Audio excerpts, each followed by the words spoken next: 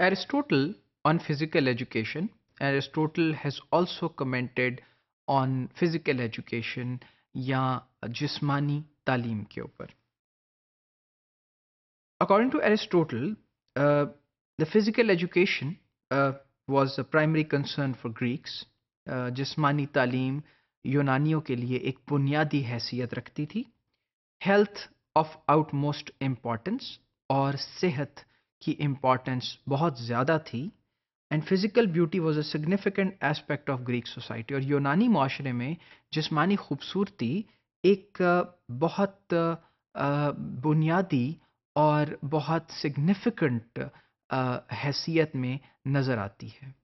अगर हम Greek gods को देखें, जिसके मुजस्मे शायद आपको देखने का इत्तेफाक हुआ हो, तो आप ये देखेंगे कि जिस्मानी तौर पे उन्हें बहुत स्ट्रॉन्ग दिखाया जाता है. उनकी बॉडी के जो मसल्स हैं उनको बहुत ज़्यादा हाईलाइट किया हुआ था उन मुजस्मों में.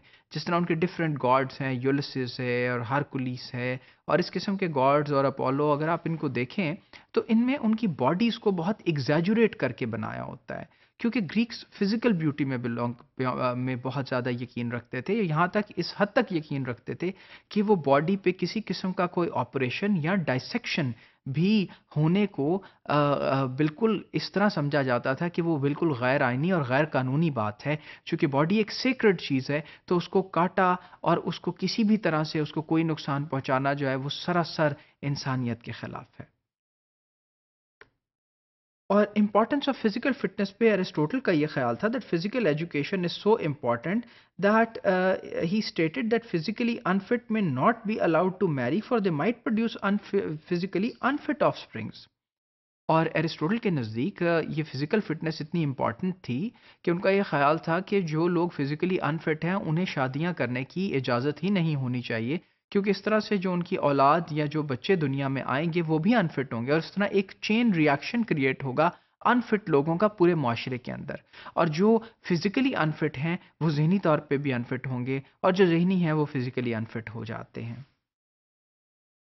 उसके बाद वो ये बताते हैं, इस हद तक एरिस्टोटल चले जाते हैं इम्पॉर्टेंस ऑफ फिजिकल फिटनेस पे, कि कहते हैं कि children born with physical disabilities must be destroyed by the state to preserve the image of the physically fit Greek society. और उनका ये कहना था कि जो बच्चे डिसेबिलिटीज़ के साथ पैदा हों उनको यूनानी हुकूमत को, उनको और यूनानी ममलकत को उनको ख़त्म कर देना चाहिए, उन्हें डिस्ट्रॉय कर देना चाहिए, ताकि यूनान का जो एक बड़ा स्ट्रॉन्ग और ख़ूबसूरत इमेज है वो बरकरार रहे.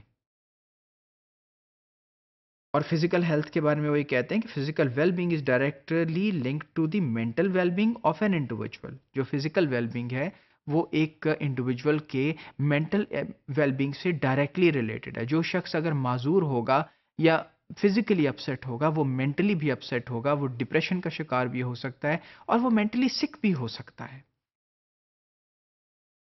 और उसके बाद एक और फिनोमेना जिसे हम पेरिपेटेटिक्स का नाम देते हैं वो ये था, it is the practice of strolling about the peripatos came to be known as पेरिपेटेटिक्स.